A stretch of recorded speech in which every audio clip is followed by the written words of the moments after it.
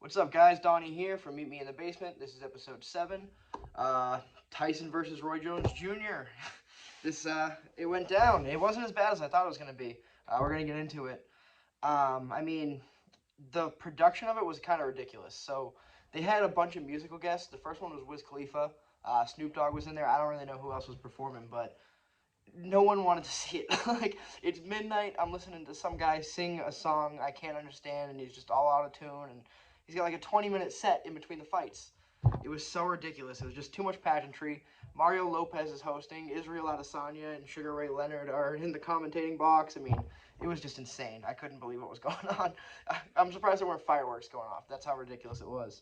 Like, the first 25 minutes of it, there wasn't a fight at all. There weren't talks of fights. There weren't fight highlights. It was straight up just pageantry for the first 25 minutes. So ridiculous. I mean, even my dad was watching it with me. I'm pretty surprised he wanted to watch it, but he did, and he barely made it to the fight. Like, it was ridiculous. We did have some good fights. We'll get to them, but I do want to start off with the main event because obviously that's what everyone's here for. So I told you there was musical events.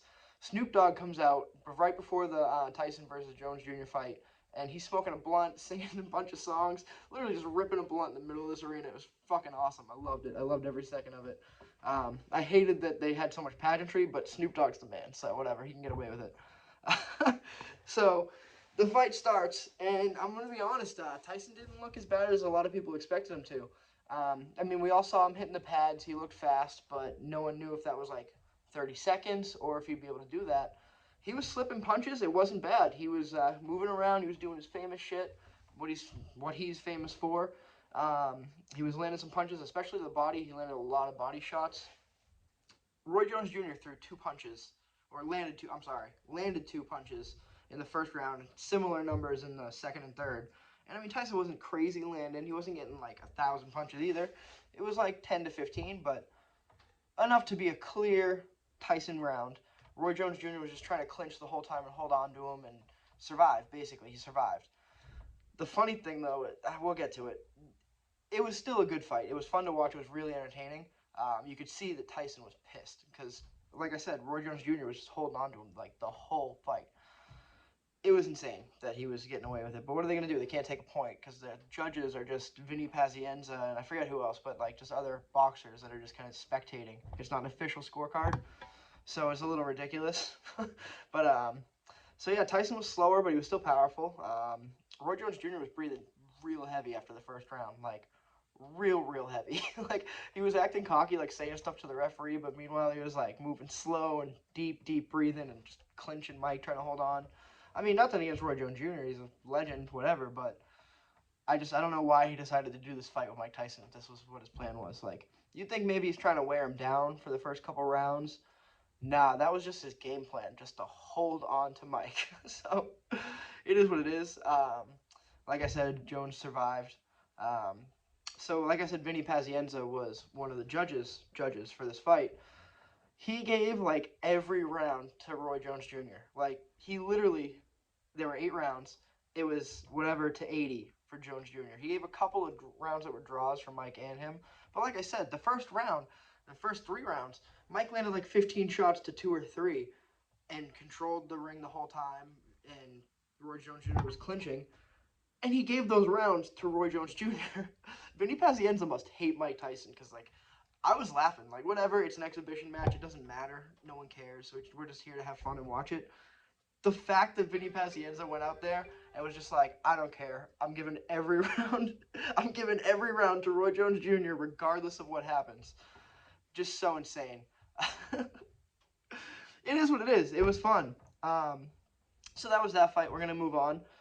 The first fight I want to talk about is Sagawa versus Jermaine Ortiz. Ortiz is actually a Massachusetts kid. I was really excited when I saw this. I didn't know that. I had no idea there was like a kid from around here from I think it's Worcester that he's from, fighting on this card. He's fighting this guy Sagawa who looked awesome too. But Ortiz comes out and he's friggin' fast. Like I've never seen jabs so fast, combinations so fast. A lot of them weren't landing the first round. I gave the first round to Sagawa for sure, but Ortiz's speed looked like it was going to be a problem, and it actually went on to show itself later in the fight. So Sagawa's a southpaw. You know I love southpaws. Ortiz is what looked like traditionally an orthodox. He came out orthodox, but he made the switch. And a lot of times when that happens is you're trying to get away from the benefit of the southpaw versus orthodox, but at the same time you're fighting in a skill set that's not necessarily as strong as your own when you're an orthodox fighter. He looked just as goddamn good. His head movement was amazing. This kid, he was cutting angles like Lomachenko and throwing body hooks like Canelo Alvarez, like slipping punches like Floyd Mayweather. This kid has it all. Jermaine Ortiz, you have to check him out. He's from Massachusetts. I think it's Worcester, Massachusetts. Kid is awesome. So halfway through the fight, I had it 3 rounds Ortiz to 1 round Sagawa. First round being Sagawa, and then Ortiz was just taking it away from there. Sagawa looked pretty goddamn hurt after the 4th round and going into the 5th. He was breathing heavy. When was the first knockdown? So was there? Let's see. Yeah, no. So Sagawa got knocked down in the 7th, and then ended up being a TKO in the 7th with these crazy body shots. It was awesome. Ortiz had Sagawa against the ropes and he landed like 5 or 6 lead body shots in a row. It was insane.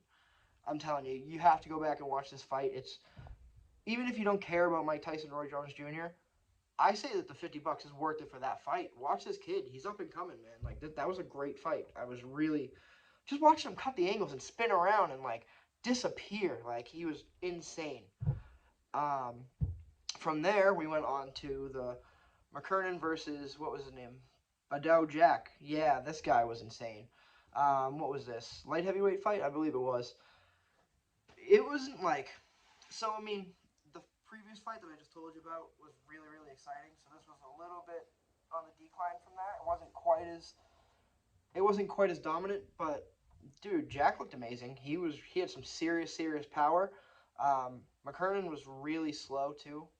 Not really slow, but noticeably slower than his opponent, and it was just adding up. McKernan again, just like Ortiz, was landing some heavy body shots. Um, is that what put him down? I don't think so. Oh yeah, no, it was a decision, but I mean, it was a pretty obvious one. Halfway through the fight, I had it 4-0 for Jack. I don't think it changed through the rest of the 4 rounds, 8-round fight. So that leads us to this one.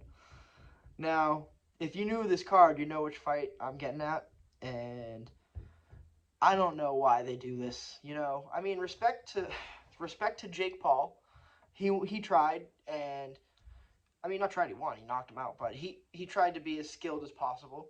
His opponent, Nate Robinson, is a former NBA player, and Nate Robinson, even if Jake Paul had great skill going into this fight, made it impossible for Jake to show that because, like, I was talking to my buddy Vic, and we were laughing because some of the punches that he threw, it was more a double leg takedown in this boxing fight than it was a punch.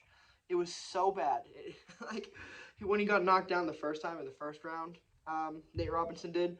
He like got up. He was like, "It was the back of my head," and like he was like trying to stall. The referee counted to 9, and then he was like, "Do you want to continue?" He was like standing up, but barely, and like just took his time. Like I don't know how they let the fight continue, but they do. Oh my god, it's so funny. In my notes, I literally just have bad. Like it's just that's one of my points from this fight. Bad. It was so sloppy, but Jake Paul managed to connect a couple times. I think he put him down 3 times total in the fight. Once in the first, and then the first knockdown in the second, and then KO'd again in the second.